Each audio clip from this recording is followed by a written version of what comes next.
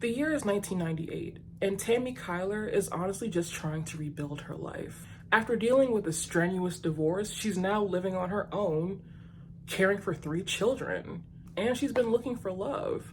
But that hasn't been easy either. She just got out of a bad relationship with a man who claimed he was part of a Jamaican gang. Not to mention the fact that he was married. Though things have been rough for her, she and her kids are alive and healthy, right? The early morning hours of July 9th, 1998 were relatively normal, uneventful even. It's been raining and storming a lot that night. The children were scared and they wanted to sleep in the same room with Mama Tammi. So Tammy's in the bed with the 2 babies and the baby is in the crib near them. Now, I'm a light sleeper. It doesn't take a lot for me to wake up in the middle of the night, but it's also hard to stay asleep when you feel like there's something or someone in your house, right?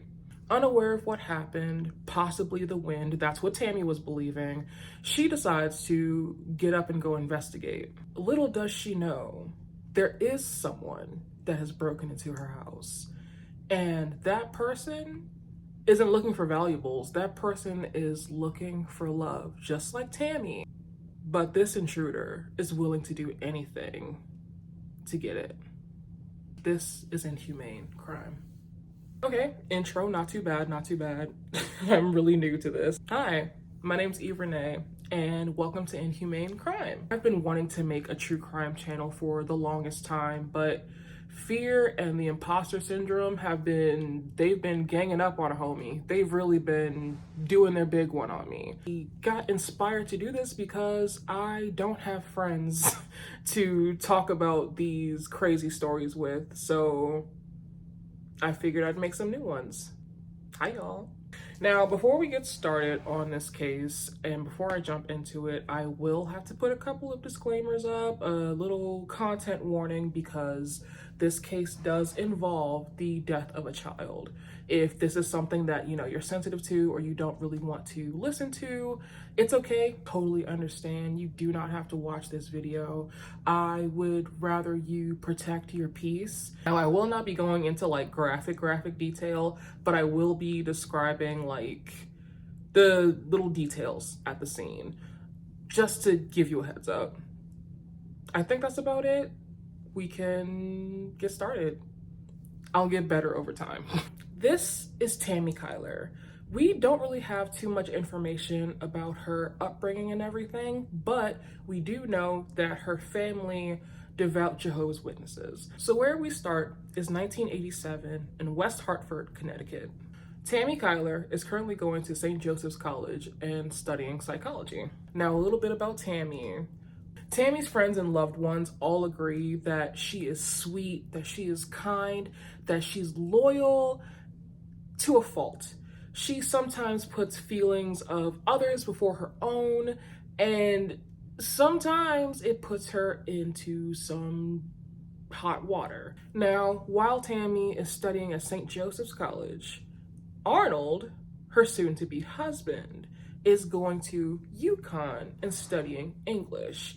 Now, Arnold is described as the man. I mean, he's described as tall, dark, and handsome. A lot of people said that he was suave. He had his own motorcycle. He had his own place. He was a ladies' man pretty much, and he was an eligible bachelor. But it wasn't until off season, the weekends, you want to chill, you want to do something when you're outside of school, you decide to go to the club. Arnold and Tammi met at a club. And when they met, the sparks, they flew, because Tammi, she was young and slim and had it going on. I believe that's what her cousin Amber Riley said. She was young and slim and had it going on. And just based on the pictures of her, she is beautiful. I understand. I totally understand. So they hit it off really well. They hit it off so well that Tammi told her friends, she turned to her friends and she was just like, hey, listen, I know we came here together, but I'm leaving with him. And so they did. And from then on, they were seen together all the time. people were wondering if they were dating, and it wasn't that long before they really made it official. I did search a little bit,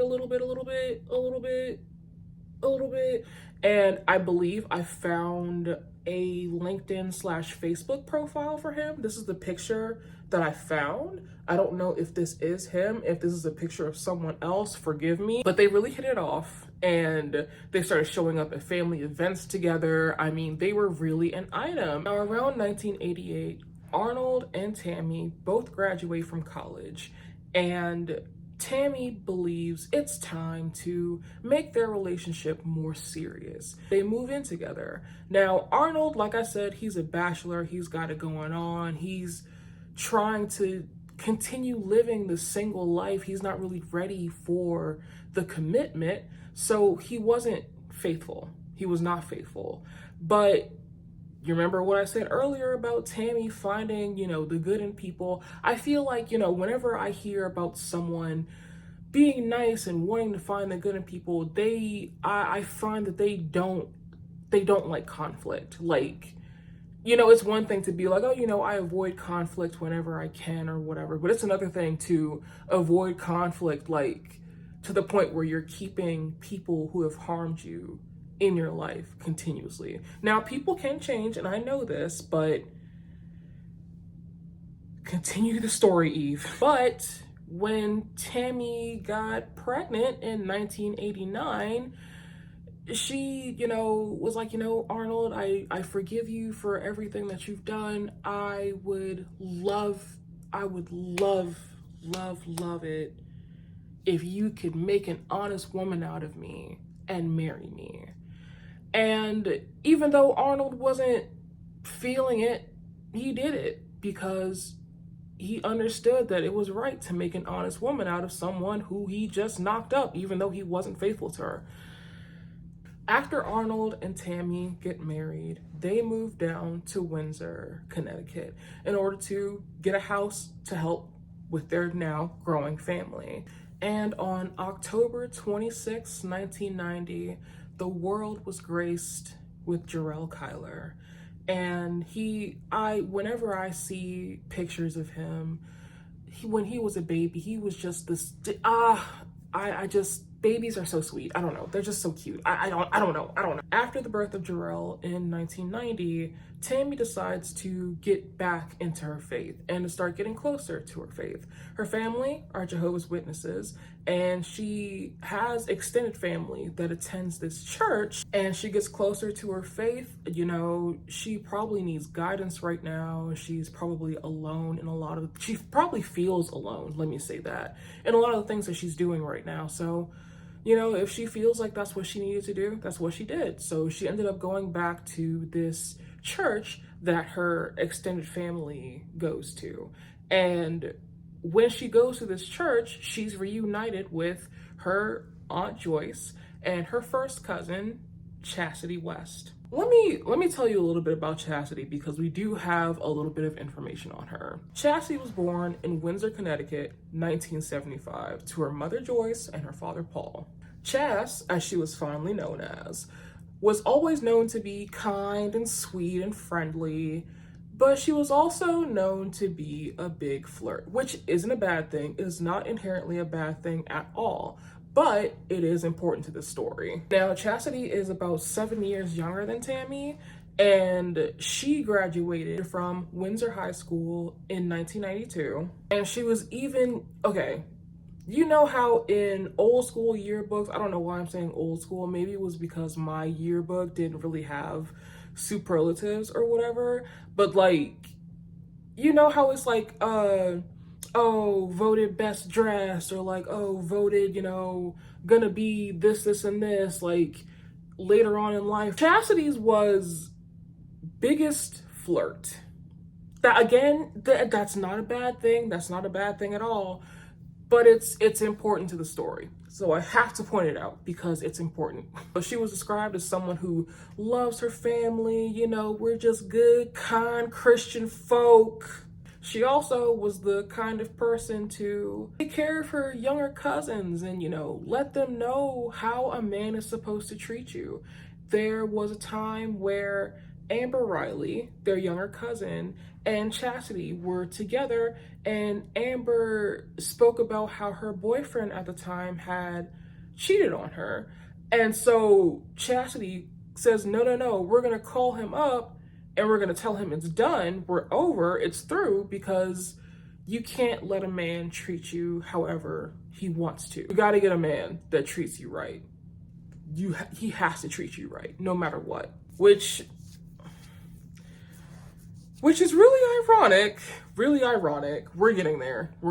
Chasity loves helping people. Same thing with Tammi. Now, Chasity becomes a nurse, a practical nurse. And everywhere she worked, all of her coworkers said that she was just a wonderful person. Patients said that she had just such a pure, healing soul. Whenever I hear someone being described as having a healing soul, I'm more than inclined to believe that, in their heart, they do have good intention. Now, I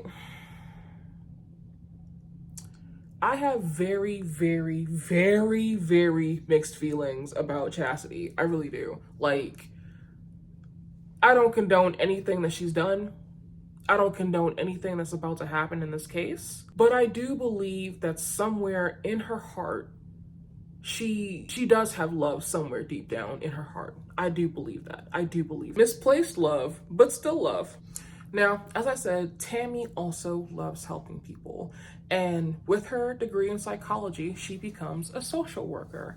And around 1992, when Tammi really gets back into work, now Arnold and Tammi are both working full time. They need a babysitter, but they're not, really ready to shell out money for someone that they don't really know to watch after their kid. So, guess who else loves to help? Chasity. So she offers to babysit little Jarrell. It turns out to be a great agreement, a great arrangement, a great situation in the beginning. And Chasity would come over to Tammi and Arnold's house and she would watch after baby Jarrell. She would come multiple times a week. And she and Tammi were getting very close. Of course they're close because they're family, but now they're also sisters in faith. So they really are,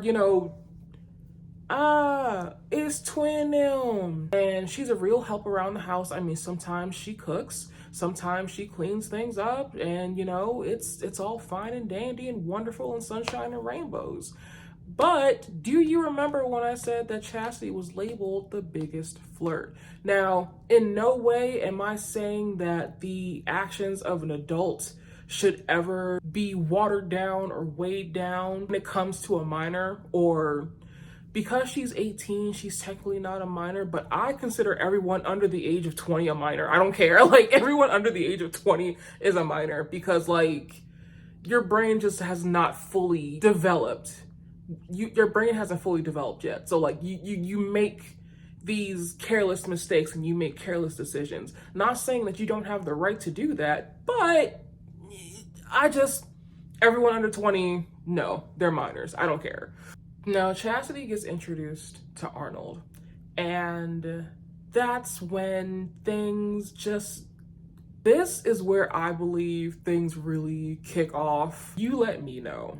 Chasity and Arnold meet, and Chasity is already on it, already ready for it. I mean, she's making sexual jokes around him. They're both flirting with each other, making, little eyes at each other. And Tammi, again, because she's not the kind of person to really engage in conflict, she's like, okay, well, I don't really want to think anything of it. Maybe it's just Chasity being fun and friendly and flirtatious, because you would never think that your cousin is going to try and sleep with your husband. Not only that, you wouldn't think that your sister in faith would do that to you, right? Now, over time, Chasity starts volunteering even more. It went from being a couple of times a week to a few times a week. She would be there and she would really start picking up, certain things like cooking more, cleaning more, performing more what you would consider wifely duties, and especially when Arnold was around. next couple of years, Tammi is really trying to hold on to her faith and trying to, silence the voices that are telling her, like, your cousin is doing something wrong to you. Your man is betraying you again. And because she wants to protect the image that she has of them. She wants to protect their feelings because she cares about their emotions, in this instance, a little bit more than her own. She feels like, okay, I just had a baby. Maybe I'm going through postpartum or something, because like there's no way this could be happening, right? And this is the worst time for this to even be going on, because boop, in 1994, Tammi's pregnant again with their daughter, Lindsay. Now, around this time, when Tammi was pregnant, she was visibly pregnant, probably around the fall of 94, or maybe the summer of 94, fall of 94. Joyce has a pool party. The family's invited, friends are invited, everyone's over. But it seems like everyone's over. Arnold's there, Tammi's there, Chastity's there. And it seems like while Tammi is lounging and resting because, like I said, she's visibly pregnant, it seems like Arnold and Chasity have tunnel vision and they only see each other. They don't care about anyone else who's there. They are specifically like, they're so into each other, it's crazy. Like, other people at the pool party were like, this is kind of weird because, like, that's your cousin's husband. What are you doing? And like looking at Arnold like, that's your wife's cousin. What are you doing? And like, I mean, he was picking her up and tossing her in the pool and, giggling, and she, like little couple things, like splashing each other. She was like sitting on the edge of the pool and he would like swim on over like, yeah. Stuff like that, weird stuff like that. And a few people, confronted her about it and was just like, hey, like, you should probably stop doing what you're doing. And she's like, oh, I don't know what you're talking about, haha. Later on, Tammi's friend, Antoinette Keaton, would describe their behavior, both Arnold and Chastity's behavior, as being so blatant you would have to be stupid not to see it. Not saying that Tammi is dumb, not saying that anyone is stupid in the scenario, because again, why would you ever expect your young cousin to try and do things with your husband? And why would you expect your husband to be going after someone who's that young? Again, Tammi, pushes it aside, kind of sweeps it under the rug, and she's like, I'm just seeing things. It can't be happening because they would never do that to me. Maybe I'm pregnant again. Maybe it's the hormones, just like, after I gave birth to Jarrell. So maybe I'm just losing it. Maybe that's what it is. It's never that. It's never that. Another incident that happened around early 95 or so, a little bit of time goes by, and around the beginning of 1995, Chasity and Arnold make plans to go to a club with Chastity's brother and a couple of other friends. And when they go out, so I don't quite know what time clubs usually close around your area. Like, please let me know what time clubs close around your area. In my research, I found that a lot of clubs tend to close around like 2 maybe in the morning.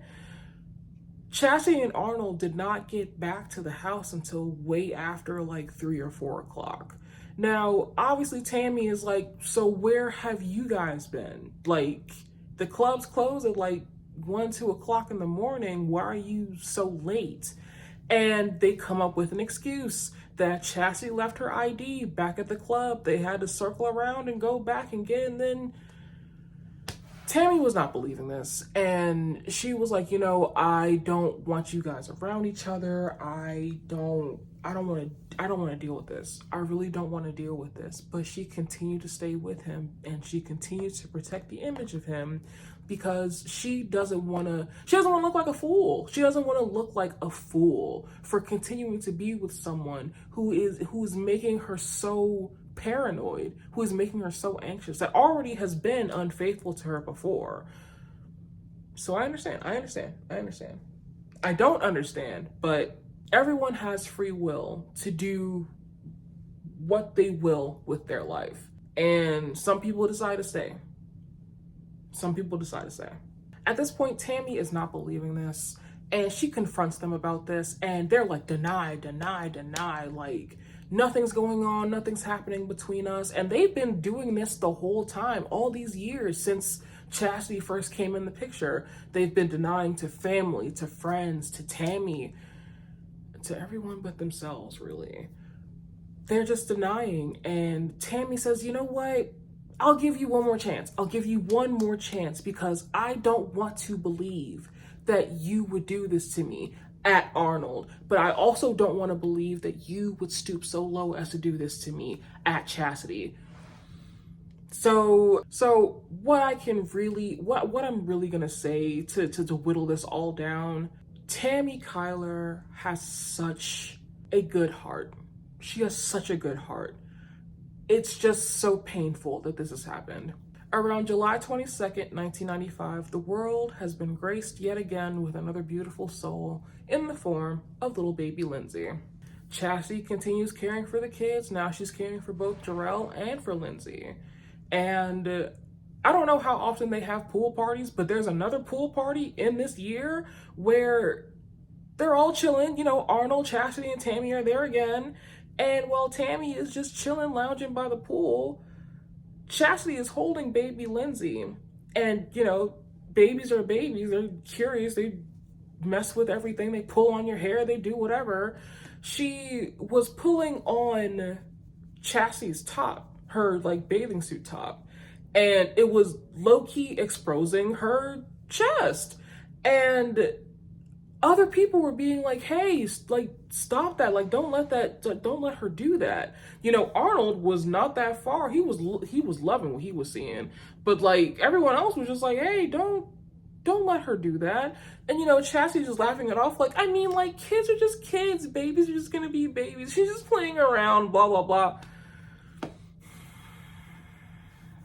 At this point, family and friends start confronting Joyce, Chastity's mom, like, hey, you need to do something about your child. She is running around here, you know, flirting with and trying to seduce your, you know, niece's husband. Like, Chasity is trying to sleep with her cousin's husband. Please do something about this. And when Chasity also starts denying yet again, I realized and I learned that even though Chasity has all these kind and sweet qualities, she does not like being held accountable for anything.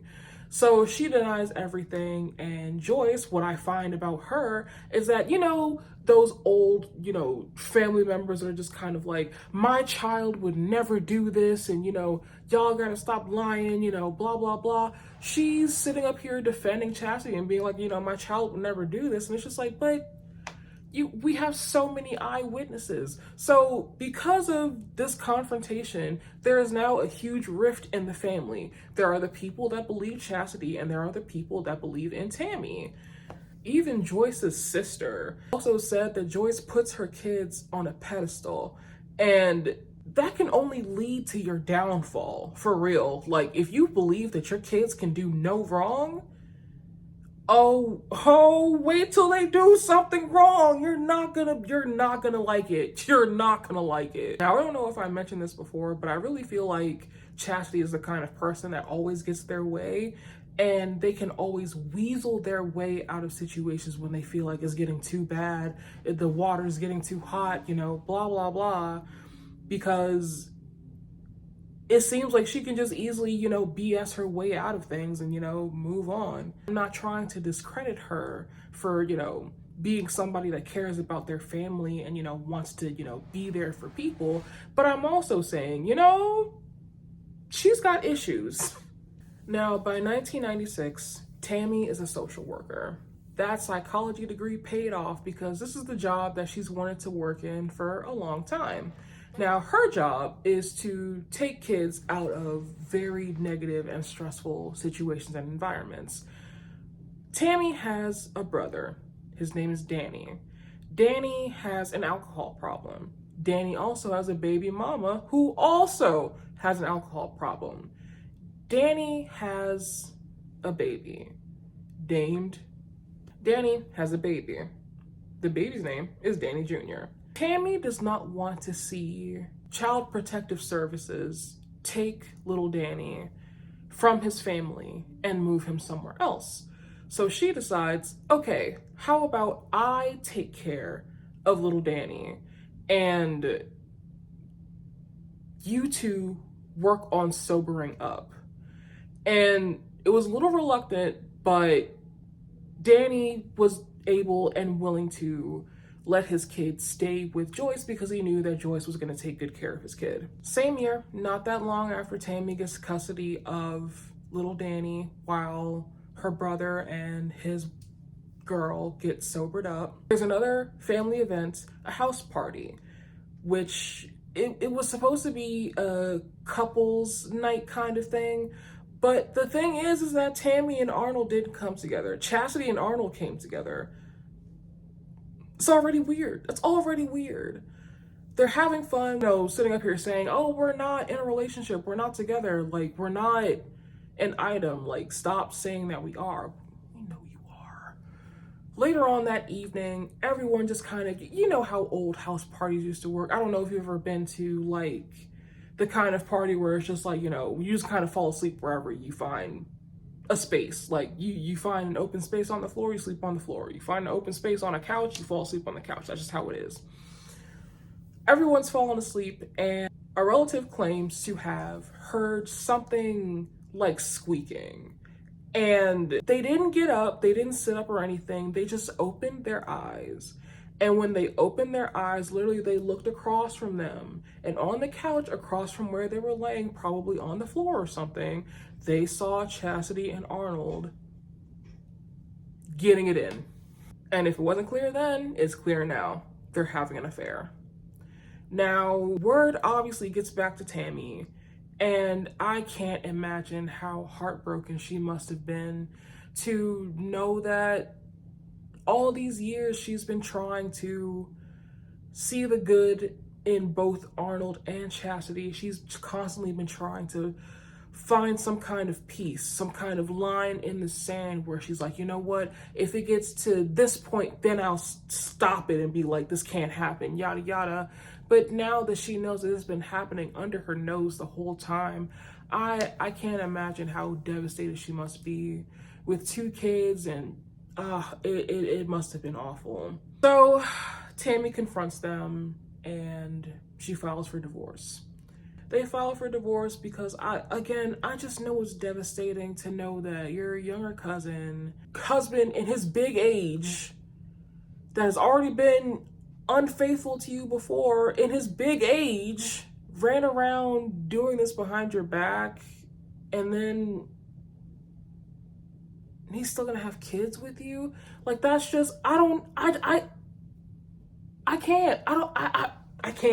The divorce was finalized in 1997. And even then, after the divorce was finalized, Arnold and Chasity kept their relationship hush hush. Everyone knew that they were together at this point, but they continued to keep it hush hush because, there's a huge rift in the family and blah, blah, blah. And at this point, I really do feel like Chasity, believes that she won. She's like, you know what? Aha, I got the man. I stole him. He's mine now, yada, yada. And when other people, especially the younger cousins, came to her and was asking, why are you with him? Like, that's your cousin's husband. Why are you with him? And, she says the usual stuff that you hear in a lot of movies of like, oh, well, he made a mistake with her and I'm repairing the damage here. If he didn't explicitly say that to you, I don't know what made you believe that was the reason. Like, I've heard of delusional, but this is crazy. Now, like I said before, she was the main one telling Amber, her younger cousin, that you gotta be with somebody who's actually gonna treat you right. Somebody that's actually, again, if he wanted to, he would. So tell me why, when she decides to go to him and say, hey, we should move out of the state, because at this point, Arnold now has a place on his own in Bristol, Connecticut. In Connecticut. And Chasity at this point still lives with her family in Windsor. She comes to him like, yeah, I feel like we should leave the state because like there's just too much scrutiny here. And I feel like we should live together in peace. And he's like, I'm not leaving. I have kids here. I'm not leaving. Plus, there's too much, because there's so much, tension in the family. I don't want to make it worse by then leaving with you out of the state.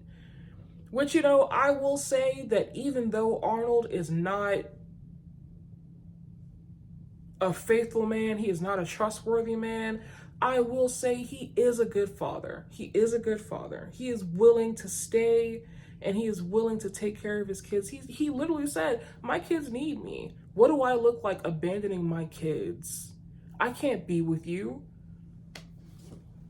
You're her cousin. He said, I can't be with you. Seriously. Like, she wanted to get married. She wanted to move out of the state. And he said, I'm not getting married to you. You're her cousin. I'm not moving out of state with you. I don't want to leave my kids. I'm going to be here for my kids. And she couldn't handle that. In 1998, Tammi gets a new home.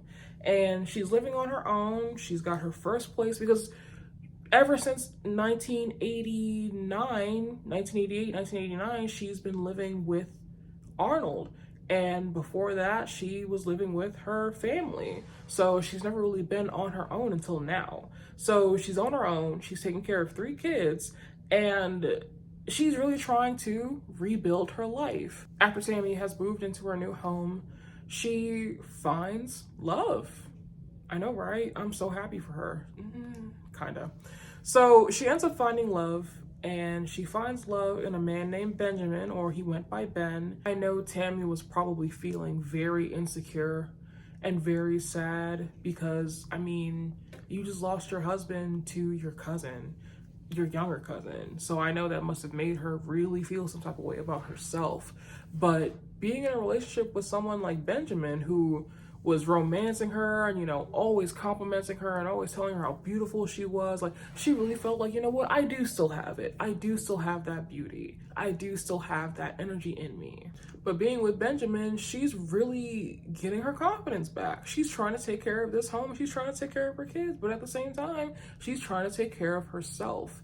And that's something that I feel like she's needed from the beginning, was to just take care of herself.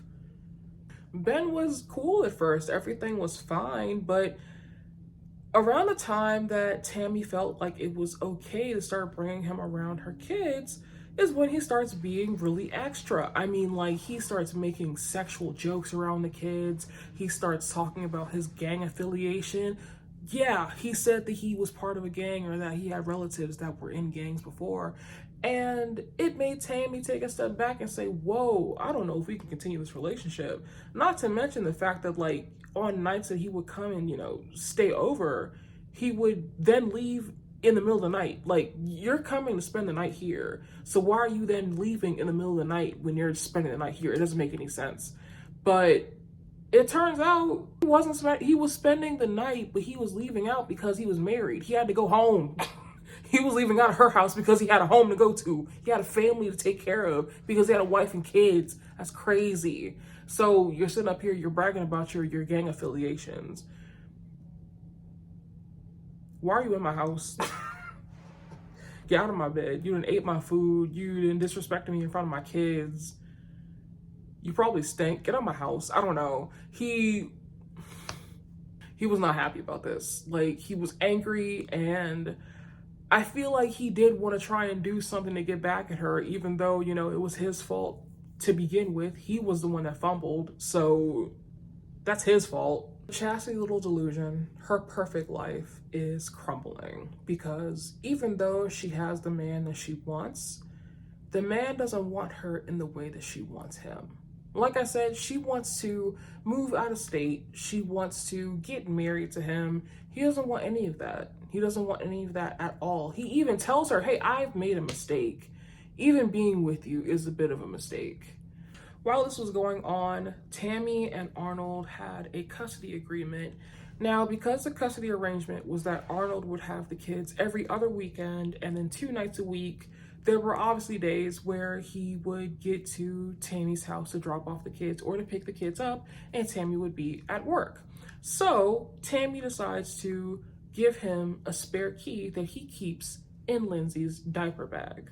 He'll go over to the house when he drops the kids off, and he'll stay with them for a few hours until Tammi comes home from work, and then she can pick up those duties. And the same thing with picking them up. He'll be there and they'll both spend time with the kids, and then he'll take the kids and he'll go. Now, because Chasity is very distrustful of Arnold because she doesn't want him anywhere near Tammi, she's sitting up here thinking, okay, but like, what if he develops feelings for her again? What if he tries to get back with her? What if he sleeps with her? I need to make sure that he doesn't do anything. I want to make sure that they're done for real. So she calls herself bringing her younger cousins with her on excursions or missions, as she would call it, where she would take them to Tammy's house and then ask them very invasive questions like, what's the layout of her house like? Oh, okay. Do you know what days she has off of work? Oh, okay. Do you know when she has the kids? Okay. How often do you come here? Okay. Because obviously Chasity is not allowed anywhere near Tammy's house. She is not allowed anywhere near Tammy's kids. She is not allowed anywhere near her family, her anything. And so Chasity decides, if I can't do it, I'm gonna find somebody else to do it for me. Her younger cousin, Amber, just so happens to have an 18-year-old boyfriend named Alexis Grajales. Now, Chasity has a lot to be angry about.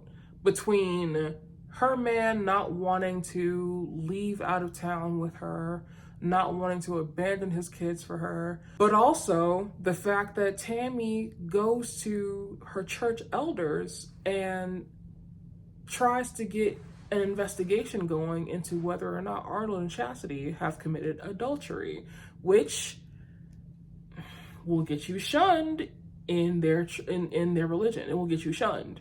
I believe so. Please correct me if I'm wrong. Again, I'm not religious, so I don't really know. So because Chasity believes that Tammi is trying to destroy her image and her reputation, she feels like, okay, something's got to happen. Something has to give. So she contacts Alexis, and she gets Alexis's number from Amber, her younger cousin. And, you know, they talk, they hang out. She makes like little comments about like, oh, you know, it's been rough being together with my man because I feel like Tammi isn't letting us, you know, be free with each other. I feel like there's just too much scrutiny around us. And, you know, Alexis is just like, oh, damn, that sounds bad. I'm sorry about that. It's when Chasity starts asking Alexis very specific questions that I would be like, okay, what's your gimmick? Because first she starts asking him if he knows where to get explosives from. Then she starts asking if he knows where to get any other kind of, you know, weaponry from. And then she comes to him and says, hey, I will give you $4,000 if you help me vandalize this person's home. And Alexis is just like, okay, well, what did this person do? And obviously, like, she talks about everything that's happened with Tammi, and she talks about her gripes and her issues, everything that I just pretty much. Now, when she asks Alexis to commit this crime with her, again, she just said, hey, I just want you to help me vandalize her place. I don't want to hurt her. I don't want anything to happen to her, because if something happens to her, then I'm going to have to take care of her kids, which I don't want to do. But I need her to stay out of my relationship. So I need to give her a warning of like, hey, stay away from my man. And this is what she said to Alexis. And this is what Alexis believed was going on. Now, July 8th, they weren't able to do anything because they again, the winter turned to spring, turned to summer, and they were planning. And around July 8th, nothing happened because Arnold had the kids. So obviously she couldn't go out and do anything because Arnold had the kids. In the early morning hours of July 9th, 1998, Chasity and Alexis meet up at a gas station. And before they meet up, she tells Alexis to get a box cutter, to get an empty soda bottle, a specific brand of soda, and overalls, like coveralls or whatever. He brought the materials, and the soda bottle was a pineapple soda bottle, which the brand was specifically used by people of the West Indies. She filled it up with gasoline, and she took a cookie wrapper, like a Chips Ahoy cookie wrapper, and put it in the bottle to stop the gas from leaking out, because her goal was to really make this crime look gang related. So again, Chasity explained to Alexis that no one is getting hurt. They just wanted to vandalize the place, leave the soda bottle as a way to make people believe that it was a gang-related thing. There have been recent cases in the area of gang-related crimes, such as, someone having their Achilles tendons split or whatever, and things like that. So she was like, you know what, I'm gonna use this because I don't want anything to come back to me. So she said that this night, July 9th, the early morning hours, this morning would be perfect to go and to vandalize the house, because the children would be at their grandparents' house, so they wouldn't be with Tammi at all. Alexis asked, well, how are we gonna get in the house? Chasity pulls out the spare key that, I said was supposed to be in Lindsay's diaper bag that Arnold had, but Chasity took the key, made a copy of it, and then put the key back and had her own. So that's how they got into the house. That was the sound that Tammi heard the early morning hours of July 9th, 1998, when she went to go investigate. Now, like I said, Alexis is under the assumption that they're just going to vandalize this place. Chasity said that your only goal, your whole job right now is just go in and hold Tammi down, and I'll go and mess up whatever I need to mess up. Because it was raining and storming the night of July 9th, the babies who were asleep upstairs decided to come downstairs to sleep in the same room with Tammi. Okay, that's what I'll say. Around 1 a.m., July 9th of 1998, it's thundering and storming, and Tammi is downstairs in her bedroom asleep with Danny Jr., who is in the crib. Jarrell and Lindsay were asleep upstairs for a bit, but the rain and storming and stuff is scary for the little ones. So Tammi brought the two of them downstairs to sleep with her in bed. And again, Danny Jr. is in the crib next to the bed. Around 2:30 a.m., there's a sound at the door, and Tammy's awoken by it, and she believes, oh, maybe it's just a draft. Maybe I didn't close the door all the way. So she goes out into the living room to investigate.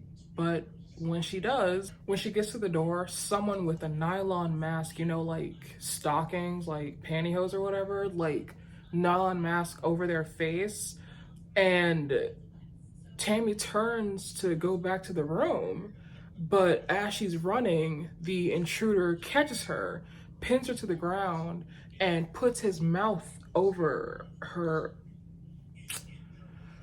hand over her mouth and nose, and all she could smell was gasoline. The intruder tells her to shut the F up and no one gets hurt. Not long after, a second intruder comes into the house, goes past Tammi, who is on the floor being held down by the first intruder, goes upstairs, checks all the rooms, doesn't find what they're looking for, comes downstairs, goes into the master bedroom, which is Tammy's bedroom, and closes the door. The only thing that Tammi hears is the sound of Lindsay whimpering and the sound of Jarrell saying, "What are you doing?" I wish In the moments before this attack happened, there was just a camera that could take a picture of the four of them: Tammi, Jarrell, Lindsay, and Danny Jr., just asleep peacefully. Because it's always those crucial moments that you never think about that are always the most important. Tammi is fighting back as hard as she can, and she manages to get the intruder's hand off of her mouth and gets the glove and the watch that the person was wearing off as well. Tammi is yelling out, please don't hurt my babies, don't hurt my babies. And when the intruder, who was holding her down, hears that there are kids in the house, he says, "Whoa, I'm out," gets up and books it out the door.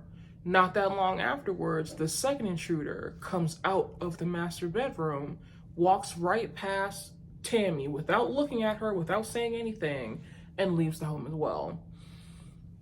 Tammi then gets up, she runs to the front door, she slams it closed, she locks it, she calls Arnold first when she gets to the room because she finds Lindsay with blood pouring from her arm. And she finds Jarrell on bed. It seems like he's asleep. Danny's still in his crib. He's completely unharmed. But when she goes to tap Jarrell and move Jarrell, she thinks he's asleep. She's like, can you wake up? Because, he's curled up on bed. She thinks he's asleep. But when she turns him over,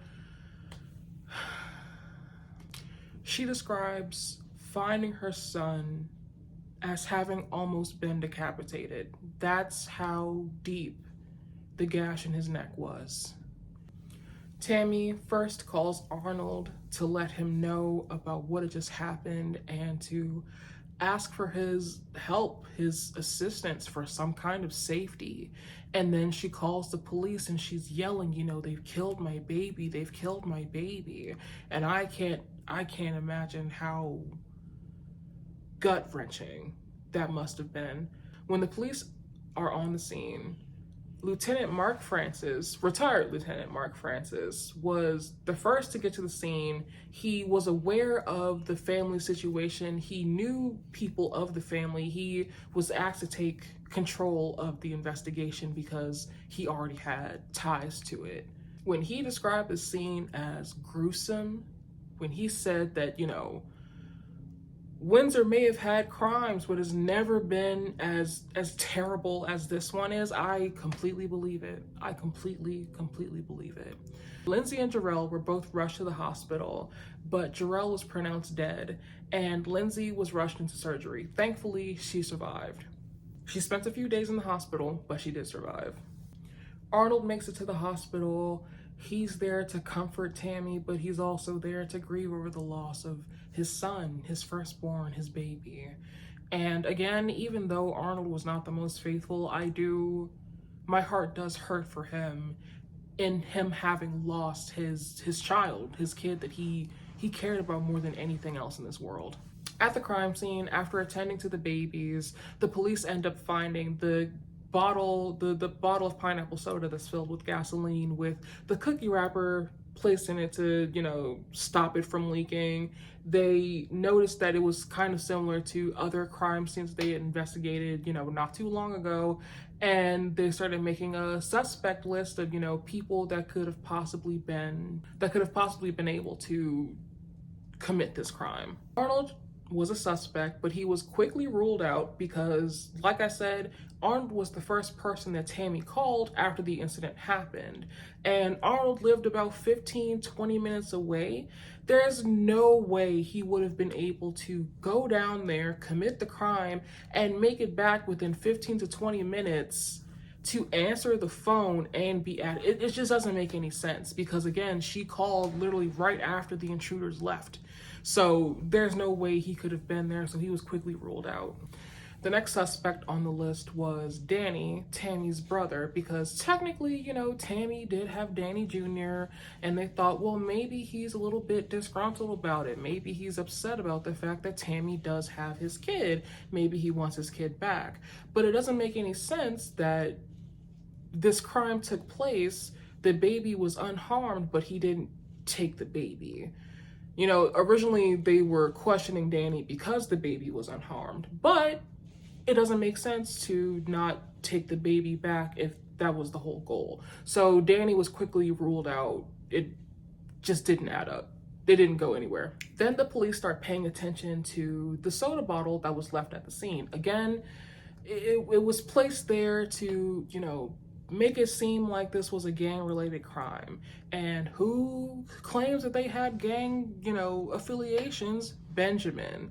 And again, Ben was not really happy about being, you know, kicked to the curb by Tammi. So people believe that maybe he has something to do with this.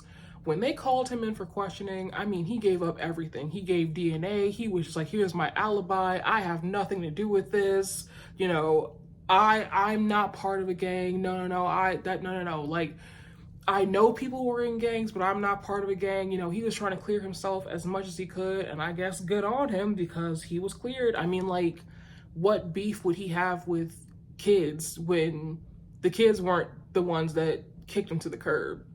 Doesn't make any sense. So like, yeah, he was angry with Tammi, but like I said, you don't really have beef with kids. Then the police decide to give Tammi a polygraph test. Now at first it's like, why would you give Tammi a polygraph test? And then you find that Tammi failed. Now the police, they remarked that they weren't giving her a polygraph test because they believed that she did something wrong. They just wanted to show that, they just wanted her to show that she was willing to do it. And they cleared her because of it, because they were like, I mean, like, we can't sit up here and charge you for not passing a polygraph test. You're grieving. You just lost your child. Of course you're not, you know, guilty of anything. We just wanted to see if you would take it. We just wanted to try and clear you. Just wanted to, you know, get you out of there. At this point, the police are back to square one, and they have no idea who could have committed this crime. Again, who has beef with children? I don't get it. Neither do they. The press released pictures of the watch that was collected at the crime scene, and they were like, yeah, we're testing it for DNA because there was sweat found underneath the band. We're gonna test it for DNA, and we're gonna figure out who this belongs to because we're gonna get to the bottom of this. Now, Alexis and Chasity were both afraid that, you know, they were going to get caught because of the watch. So Alexis contacted an attorney, smart, and the attorney called the police the very next day and was just like, hey, my client wants to confess to something.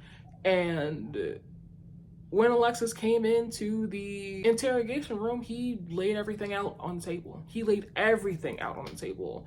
He was like, yeah, I was told that this wasn't going to be, you know, an actual like murder. This wasn't going to be, you know, something where someone gets hurt.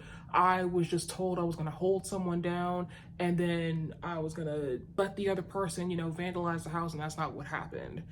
And they're like, okay, so who were you with that was vandalizing the house?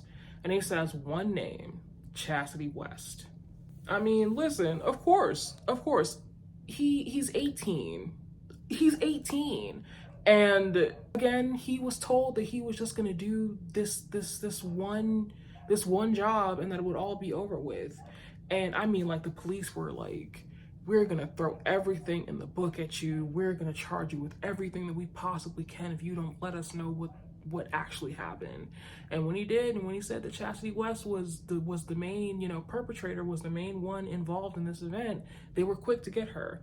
And when they brought her in, she was denying, until Mark Francis came up and sat up in front of her and gave her these autopsy photos of the wound that Jarrell had and the decomposing body and everything. And they were like, so who did this? And she looked at those pictures and she broke down in tears. She said, I did. And then she put her head in her hands and she just exclaimed, you know, what have I done? What have you done, Chasity? What have you done? What haven't you done, for real? Now, she was arrested, even though after she gave that confession, she then tried to backtrack and say, no, I lied, I'm not confessing, like, I didn't do anything, blah, blah, blah, but she was still arrested on, you know, charges of murder anyways. In 2001, the trial officially starts, and the jury is deciding whether or not Chasity should be put to death.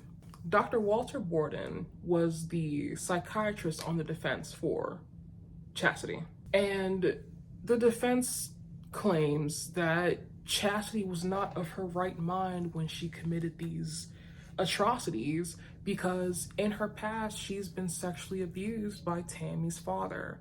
Now, Tammi's father passed away the same year that this crime was committed, 1998. So the defense claims that Chasity was not in her right mind when she committed these atrocities because apparently, in her words, when they were young, both Chasity and Tammi, Tammy's father had been abusing Tammi, and because Tammi did not relay this to anyone, I'm guessing her father felt that it was okay to do the same things or perpetuate the same actions onto Chasity. But it's all hearsay. It has never been proven that he has ever done any of these things. It has never even been, thought of that he would ever do these things because he would have never done these things. And to say this about a dead man who can't defend himself is crazy. It's actually insane. Now, prosecution came in with the hard facts. They were like, Chasity committed this crime because she wanted to be with Arnold, but he didn't want to leave out of the state with her. He didn't want to abandon his kids for her, and she got mad about that. Chasity takes a stand in her own defense, and the prosecution specifically gets permission from the judge to tell the jury to take everything that Chasity says with a grain of salt. That's so wild. I said, don't take it as fact. It's just a story. It is not fact.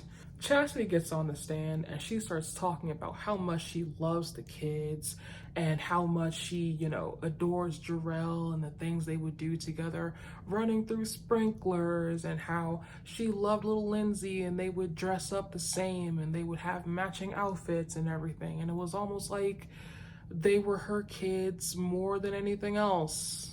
I cannot sit through this. She also said that her and her cousins, Amber Riley and her sister India Riley, were tight as braids, and that whenever she felt like her cousins' boyfriends were not doing them right, she would stalk them.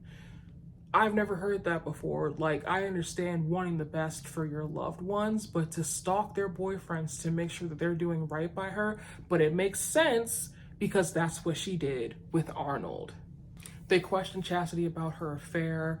She's like, okay, yes, it was wrong, and the elders did question me at the church or whatever, but I was doing this to save Arnold because Arnold was so terrified by Tammi. Like, he was afraid that Tammi was gonna put her hands on him, that she was gonna hurt him. She said that Tammy's behavior was the whole point of contention in Arnold and Chastity's relationship, and that there was a time that Arnold told Chasity about when Tammi found out about the whole affair, that she quote unquote scratched him up, but there were no records of this happening. He had never had any scratches on him. It's just fabrication after fabrication after fabrication. When the topic moved from their relationship to her connection with Alexis, she talked about the fact that Alexis knew everything, that was going on with her relationship, and that he constantly bragged about being some cool, tough guy. And he was also known for, committing petty crimes, so she thought that he was perfect for the job. She then said that the day they went out to get the coveralls or the overalls or whatever, that they were actually going out to get a ring for India, who is Amber's sister, Chastity's cousin. They're all cousins. And that's why they were together in the first place. Alexis said that these coveralls are what they wore when they broke into Tammy's house, and police corroborated it by finding receipts in Chastity's home for those coveralls. So she's sitting up here giving a whole sob story about how she would never hurt the kids, and she can't believe this is happening. She leaves the stand, and then Arnold takes the stand. When it was Arnold's turn to testify, The prosecution asked about how long has their relationship been, and it was about 4 years, from like 1994 to about 1998. He talks about how he got the phone call concerning his son and his daughter. He raced to the hospital, but he couldn't bear to see his son in his last moments because it was just too traumatic for him. And I understand that. I completely understand that. As much as I would love to see my loved one before they are sent for autopsy and everything, I just, especially in that state, I just wouldn't be able to do it. I couldn't do it. He was then asked about his relationship with Chasity. He claimed that they had a very big on and off kind of relationship. They would get together, they would, mess around, do some stuff, and then they would break it off, and then they would get back together, and then they would, mess around a bit more, and then they would break it off, and it was a constant on and off thing. It was never serious. He never said it was serious. In her mind, she thought it was serious, but it was never all that. Like, when they asked him if he ever truly loved her, he said, no, not really. And then they were like, okay, but you were in this relationship with her for years. How could you not love her? And he was just like, I just don't have feelings for her. And I sit back and I think I laughed so hard when I first heard that.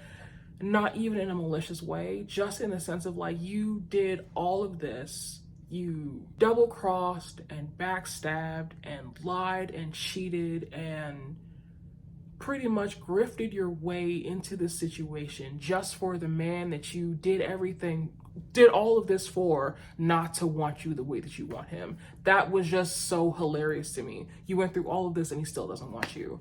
He still doesn't think that your relationship was anything. That's, whew. I usually wouldn't say, good on you for that. But at the same time, you know what? Back to the story. But yeah, they asked him if he, was ever in love with her. He said he was never in love with her. They asked about notes and messages they used to send each other back and forth. And he looked at the letters and he just kind of shrugged, and he was just like, yeah, I didn't really think anything of it. It was just in the moment. And that's a lot. It's understandable. It's telling, but it's a lot. And throughout the trial, when Arnold or Tammi were not on the stand, they were both sitting next to each other on the same side of the court, literally side by side on the same bench on the same side of the court. And Chasity was not really a big fan of that, but